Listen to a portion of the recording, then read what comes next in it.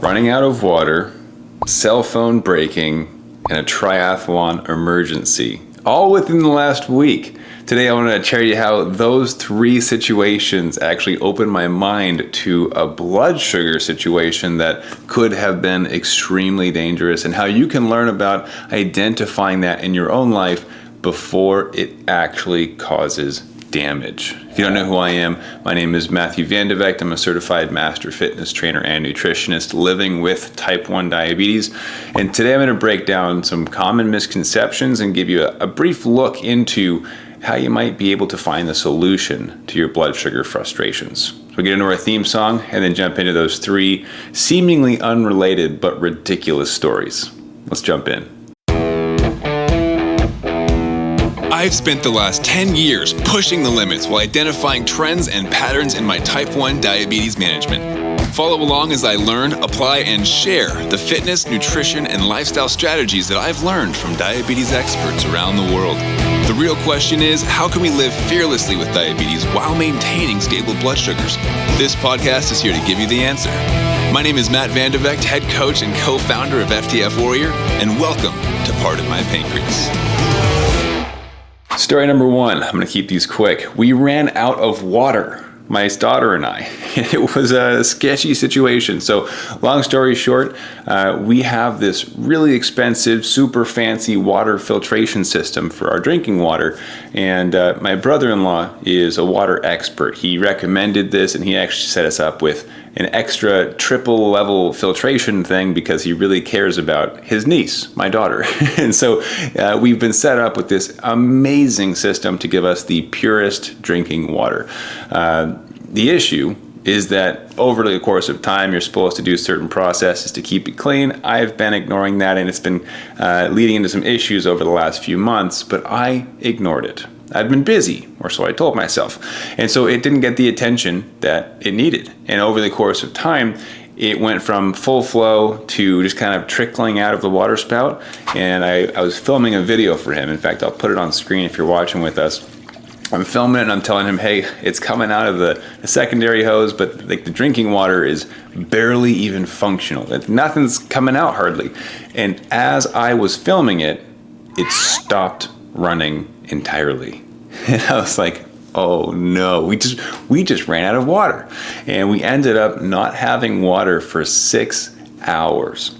Now, the quick takeaway from that is I should have done something about that many months ago, right? Upon the first issue, the first symptom of the problem. Oh, the water's not working properly. I should probably look into this and fix it or clean it or whatever you're supposed to do, right?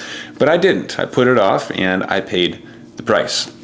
Now, we were without water, minor emergency. We didn't have drinking water during that time. I'm thirsty. If you don't know, diabetics, if you don't drink water, if you're dehydrated, that can lead into its own pool of issues like higher blood sugars. But my daughter, I had a little bit of leftover water, thankfully, so obviously she got it. But I'm supposed to work out that day. I'm going to be thirsty for that. And I was like, dang it, this is derailing my entire day. Had to call in a favor with family, and I was like, hey, can you drop off some clean water? Because we have none. And my wife happened to take the car with the car seat that day. So I was like, I can't even leave the house if I wanted to get water. So I was up a creek, so to speak. And so we're going to stop that lesson right there. We'll tie back into it. But the second example, a broken phone. This is a real quick story. My wife's phone has been acting up for about a year, and I've done nothing. We keep saying, this is the weekend, we're going to go get you a new phone.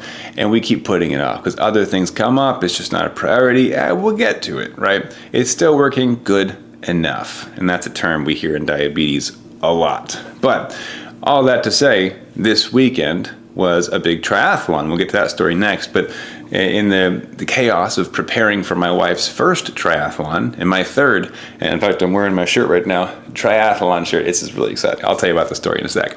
But in preparing for the weekend, we're both going a million miles an hour trying to get our bikes set up and wetsuits and running shoes and all these different things. And her phone completely dies. She can't use it. It stops functioning. And this is something that's been going on for a year.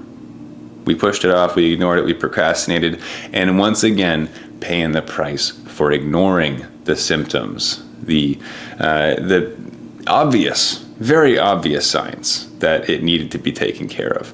Now, before I get into the last piece of the triathlon and the emergency that happened there, I wanted to kind of pinpoint this theme that we have so far, which is Band-Aid fixes. So the Band-Aid fix with the water, we would just turn the flow on higher. So, initially you only have to push the lever down halfway and you get a steady state of water flowing out that you can drink. Over the course of the last few months, we've had to push it all the way down, which previously would be a fire hose coming out of the water faucet. Now, all the way on was just a trickle of water. That should have been clear to us, and we just thought Band-Aid fix, just push it more, right? More water should come out. It's not, it's getting worse. With the phone, just delete some of your photos. That should speed up your phone. We'll just get better internet, right? Just do a factory reset or this, and that. Trying to put Band-Aid fixes on these things that kind of worked, but if we're being honest with ourselves, didn't. Right? Now, the last story, before we get into the diabetes and the blood sugar lesson, is this triathlon emergency that popped up. So one of the biggest rules in the sport of triathlon that I have been told time and time again, yet I continue to make the same mistake, is to not change anything the week of your race, especially the day before and the day of. Don't change your food, don't change your exercise routine, don't change your gear, don't try anything new, just keep it simple. So, like a complete rookie, I decided the week before the race, I was going to attempt my first ever bike cleaning. So I was going to clean my chain, degrease it, lube it up, because I wanted to be faster for my race. And really impress my wife. I wanted to look good because she was going to be joining me on the course that day. And I couldn't find the lube, so I only got half of the cleaning process of my bike done the week before. The night before the race, I found my lubricant. I went and re-degreased and re-cleaned my bike chain, put the lube on, took it out for a spin, and couldn't shift. My bike broke. It completely stopped working, and I'm supposed to be in bed in like 2 hours, and my bike doesn't work. So I rush out the door, panicking, thinking, who can I ask? Who can I talk to? What shop is even still open? It's closing time. I called up a local shop, and I was like, hey, I know you guys close in 20 minutes. If I come right now, can you take a quick look at my bike? Because I have a triathlon tomorrow morning. I'm up at 4:30 in the morning. I don't have time to do anything, really. Long story short, yes, to follow the theme of today, I ended up paying the price, but they were able to fix it enough. And they told me very clearly, multiple times, hey, buddy, we're going to get your bike ready for race day, but you need to come back in. This will break if you don't really get to the solution. It turns out my bike has parts that are not meant for the bike itself because somebody else had also tried to apply a Band-Aid fix. It's called a cassette. So the rear cassette was broken. They just slapped on another cassette randomly from a different bike that didn't fit. So my bike is made up of multiple bike parts, apparently, because I bought it used, like a silly person. That's a mistake I'll probably never make again, because ultimately the parts that were on my bike were not meant for it, led into it breaking the night before my triathlon. So somebody else's Band-Aid fixes are impacting my life, and then my Band-Aid fixes, of course, over the last few months of seeing these issues pop up that I knew I needed to take care of, I kept ignoring them. I'd make little tweaks and say, okay, that's good enough for today's ride. I'll fix it next week. And over time, all these Band-Aids are starting to, we'll call it, quote unquote, lose their stickiness. They're no longer effective. And it all comes down to the night before where all the Band-Aids just fall off because they're not working anymore. There's too many things that are going wrong, and my bike breaks the night before a triathlon. If you don't have a bike, you cannot compete. And so the guys at the shop is like, look, dude, you need to get this thing fixed, like for good. You cannot ride this bike long term. It'll work for tomorrow, probably. And thank God it did. Okay, the triathlon at this point of recording this was yesterday. It went amazing. My wife completed hers and had a great time. It was so cool. And she crushed the time that she wanted to get. So the lessons I want you to pull from this as we get into the diabetes side of this episode are that Band-Aid fixes are helpful short term, but are detrimental long term. And for me, as a rule of thumb, what I've noticed, especially in the last week with three major components of our life that came crashing down, right? We no longer had clean drinking water. We no longer had a form of communication. My wife was out and about and her phone died. And then three, I had a very big competition, my triathlon race, and my bike broke, which means I would have been disqualified. I wouldn't have been able to even attempt the race. And thankfully, we were able to navigate all three of those well enough. And actually the water, we had to go deep into literally a deep cleaning of the full system. The phone we're still working on. It's a whole process and it's been more difficult because we waited so long. And three, because that's other stuff to deal with. But three, the triathlon, I now have a bike that has to be either rebuilt or I have to go buy a new bike, because the damage has been done. With diabetes, there are so many Band-Aids that we put onto our diabetes management, right? Where we go out to eat and it's typically restriction. I'll just be straight up with you. Like usually the Band-Aid that gets applied is restriction of the types of foods that we eat, of our schedules that we're restricted to. It's of different types of activities that we say no to because it's too difficult, or it's letting our blood sugars take the driver's seat and impact how we make decisions. Right. So what I've noticed oftentimes is I can't play volleyball yet. I have to wait for my blood sugars to be in a good spot. I can't have that many carbs at dinner because it'll make my blood sugar skyrocket. I can't go travel to this country for this fun family event because the time zones are going to wreck my blood sugar management. It's this restriction that we put ourselves into this box, this prison of diabetes, in order to try to appease diabetes. It's the most frustrating and saddening thing I can think of.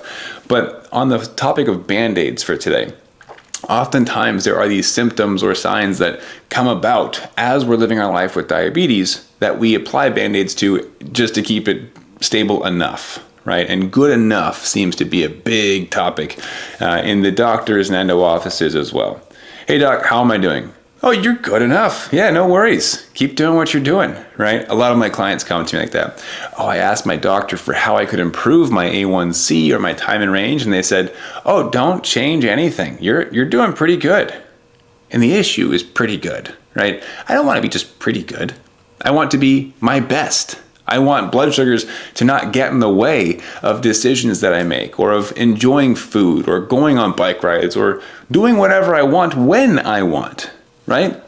And it's these Band-Aids that we apply, like low carb. Let's just call out one of the most common ones. If you are following a low carb or a keto or carnivore, any type of diet, is that because you truly just love that food and you hate all other foods? Like, do you really hate carbs?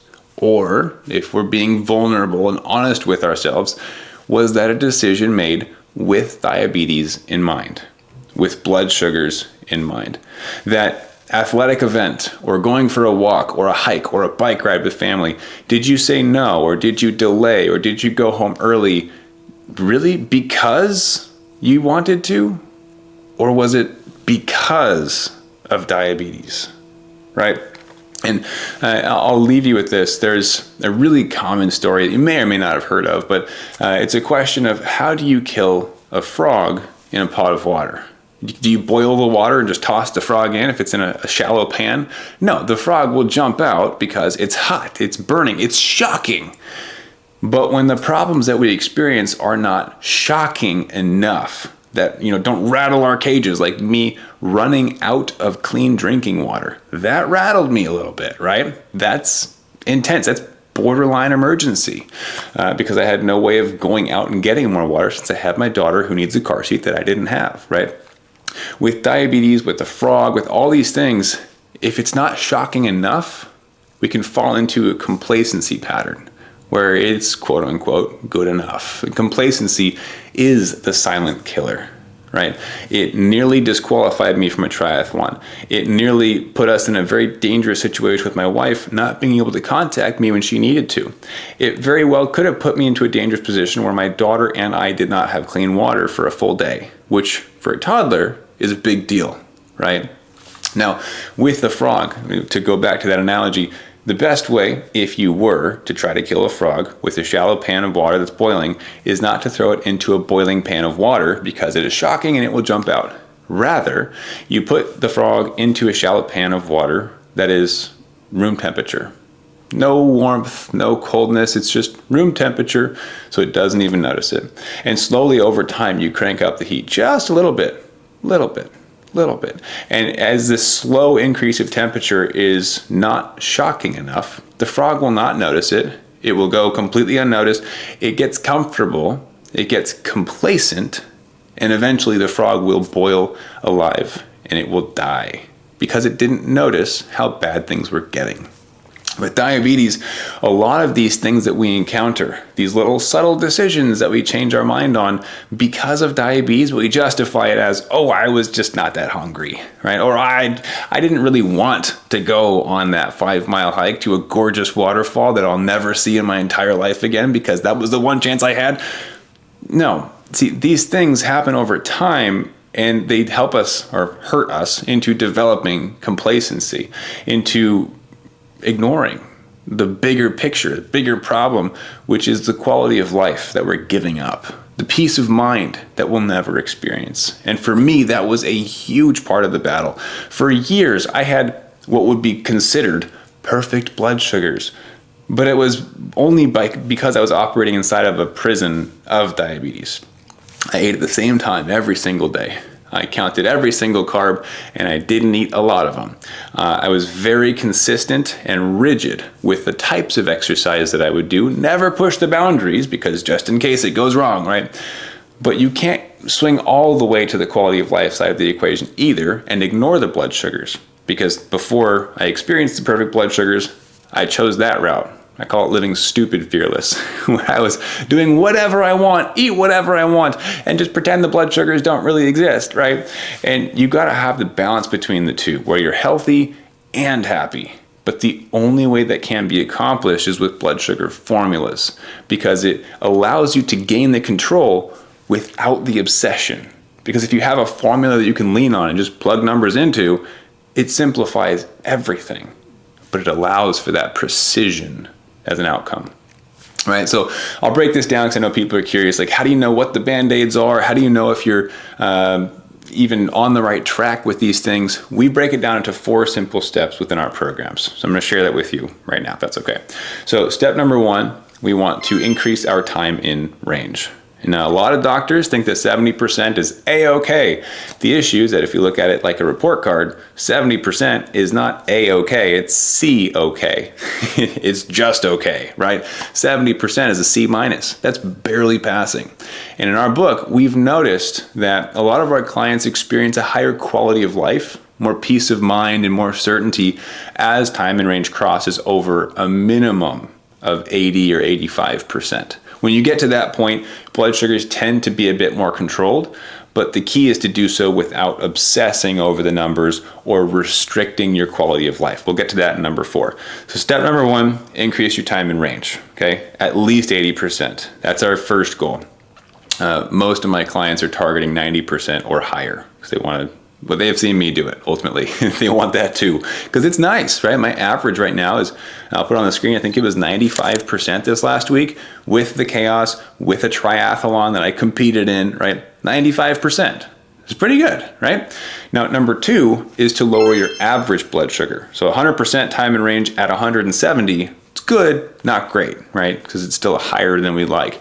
So I want to lower the average, which also is going to correlate with your A1C. So we'll just call that a lower A1C, but I'm going to add a word in there, a lower true A1C. What I mean by that is you can have an A1C of 5.5, but hit low and high every single day. That sucks. That's not quality of life. It's maddening. I've been there. Plus, lows just really pull you out of life. It's not fun at all. So second step is a lower true A1C, which means if you're at a 5.5, you're not at the 5.5 as a result of going low all the time. You're at a 5.5 because your average blood sugars are sitting in the 80s, 90s, and low 100s. Sounds good, right? Now, the third step to this is to reduce your standard deviation. Basically, the ups and downs of your blood sugars all day long, okay? So we want to keep it stable at the lower average as much as possible, which you can only achieve if you're able to predict where they're going to go and take the necessary actions to get there. Okay, standard deviation, let's go back. A1C threshold, most of my clients target below a 6.5. And a lot of them target below a 6, actually. But 6.5 is more realistic for the full audience that I know is going to watch this. Doctors will tell you that even a 7 is amazing, and that should be your goal. I've had clients tell me that their doctor told them to go from a 6.5 to above a 7. Because they were like, oh, we only know that 7 is good, so target the 7. It's so frustrating because they don't stop to ask contextual questions like, is the lower A1C because of lows or just because you're crushing it? And they're like, because I'm crushing it. I'm working with Matt. Anyways, standard deviation, a target we're going for here. For most of my clients, the first acceptable target we're shooting for is below 40. Now that is our first target within the first couple of weeks, if we can. Now, graduation targets, you want to get standard deviation below 30.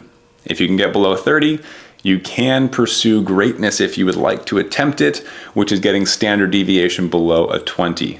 That is very difficult to maintain without proper strategies, but I just want to share with you guys some of the data points that we use, some of the thresholds and markers and milestones of success. Now, step number 4, this is where it all comes into play with formulas, is quality of life. I cannot stress this enough. If you control blood sugars, but don't have a high quality of life or peace of mind, is it even worth it? Right? Like, what is the point? You're not going to get to the end of your life and have everyone high five you because you maintained a 5.2 A1C for your entire life because you said no to everything. Nobody's gonna care, right? You'll probably be super depressed about it because you missed out on the entirety of life just to keep blood sugars in check. Why, right? Now, again, there is a balance because if you are ignoring blood sugars to have the high quality of life, well, that quality of life is going to be cut short, right? Because the blood sugars, if they're not controlled, could have some pretty detrimental impacts on overall health and lifespan. So you got to get all 4 of those. That's where the formulas come into play, though, is tight control with quality of life. Happy and healthy. It's got to go both ways, be balanced. Now, how do you identify if you're putting Band-Aids on? You got to be honest with yourself. That's it. There is no magical framework for this. You have to be honest with yourself and ask, why did I say no to that? Why did I choose to have a salad for dinner instead of the pasta? Because it looks amazing. I'm pretty sure I would enjoy that. It looks delicious, right? Why am I nervous about going for a bike ride with my family when there's insulin on board? It's based in uncertainty. In most of these things, I can't have the pasta. Why? Because I don't know if I'm going to go high, right? I can't go for that hour-long bike ride with friends in the mountains. Why? Because I don't know if I'm going to go low in the middle of the mountains. That sounds scary, right? Uncertainty is going to be the leading cause for most of these Band-Aids being applied in the first place. Now, there is a second side to this, which is complacency, and intentional complacency is a different discussion. That's usually a mindset or a mental health piece, right? If you know the dangers and you see what's happening and you don't care, that's different. I've been in that spot too.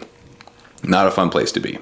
But for today's episode, I want you to think about where you might be ignoring the symptoms, right, of all these blood sugar Band-Aids that you're applying. Do you see that the water flow is starting to decrease and decrease and decrease, and the water system you have in place isn't working like it's supposed to? Do you see that you are making excuses for cell phones not working properly, trying to just do quick fixes, right? Do you see that you are justifying not fixing your bike because it's not broken yet and it still kind of works, and then you get to the day before your race where you nearly get disqualified because it doesn't work and you have to go in for emergency service? See, I have this threshold in my life now, especially as a result of seeing and experiencing these things over the last week, because these 3 things happened this last week, in the last few days. The threshold that I have is that if I am pushing things off, justifying, delaying, or applying Band-Aids to any of these solutions that I should be seeking, the water, the phone, the triathlon bike. If I do that for more than a month, I have to either reprioritize and do the thing that's necessary, like clear my schedule, do what's necessary, or I have to admit that it's not that much of a priority and I am okay with the worst case scenario outcome, which would be disqualification in a race, putting my wife in danger if her phone doesn't work, not getting my toddler drinking water, right? Am I okay with those? No. And if you think worst case scenario, each of those can get very dark very fast, as it can with diabetes. So if you're not okay with the worst possible outcome, that means you do want to prioritize it. Now the only thing that's missing is you actually taking action. Now, why wouldn't you take action? Because either you don't know what to do or you don't know if it's going to work. I got a good solution for both of those if you're the kind of person that's sick of dealing with band-aids and actually wants a solution. Now you're going to have to go do some research yourself, go look into it, because I'm not here to tell you what to do. But if you're looking for resources and you're looking for a proven path, we literally have a 5-day challenge that will give you everything you need to hit 90% time in range or better, whether it's for the first time or for the next time that's predictable, right? So you can say, hey, tomorrow I'm going to be 90% time in range. If you want the tools necessary to fill your toolbox with so you have everything you needed for whatever life throws at you with diabetes, you're going to go check out fixmybloudsugars.com. It's an S on the end of it. It's plural, fixmybloudsugars.com.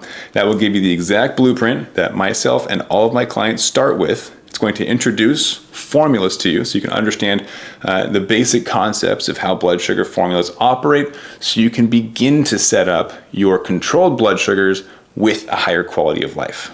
Okay, don't make the same mistakes that I did. Don't wait until it's too late, because triathlon being disqualified is one thing, but developing diabetes complications or worse, that's entirely different. I don't want that for anybody. So if this is something that you're ready to take action on, go check out that resource. It's probably one of the best things I can offer you right now. A lot of people try to work with us on a more direct level where they want my help to look at their blood sugars individually, working one-on-one with them or in small group. And we do that, holding their hand through the entire process and really getting everything set up with them. At this moment, that is full, so it's not an option. So the next best thing you can do is go through the challenge, which actually qualifies you to work with us if you want that option. But at the very least, it'll give you the tools, the resources, and the blueprint to get those outcomes for yourself in the next 5 days. So go to fixmybloudsugars.com, check it out. I really hope you enjoy it. So thanks so much for hanging out with me today. Hope you enjoyed this episode and pulled something valuable from it. Be sure to comment and let me know what your thoughts were and if it was helpful for you. And I'll catch you guys in the next episode. Be sure to check out the next video if you see one on screen. Have an amazing rest of your day. Avoid complacency, take action, and let's crush this thing. Keep up the fight.